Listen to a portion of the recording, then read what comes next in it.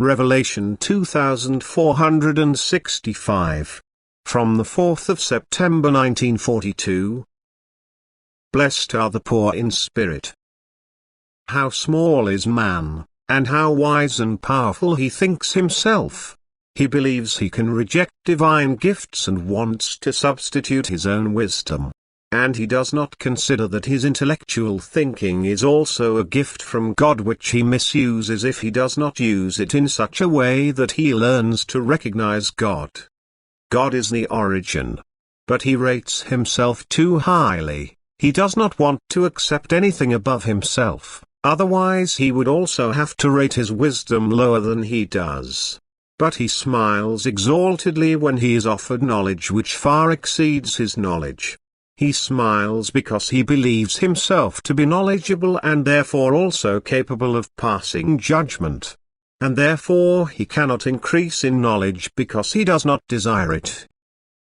And therefore God distributes wisdom to those who feel low and ignorant, who would like to increase their knowledge and who acknowledge a being above them which knows everything, thus also the spiritual poverty of his living creations, which he can remedy. And blessed are those who feel poor in spirit, who do not call worldly knowledge their own, which makes them arrogant in spirit. Blessed are those who are hungry for the wisdom from above, who want to draw from the source which God himself has opened. This source is accessible to every human being, yet humanity disdainfully passes it by. Yet the living water which flows from this source is the most delicious thing available to man. It imparts to him a treasure that far surpasses all earthly goods.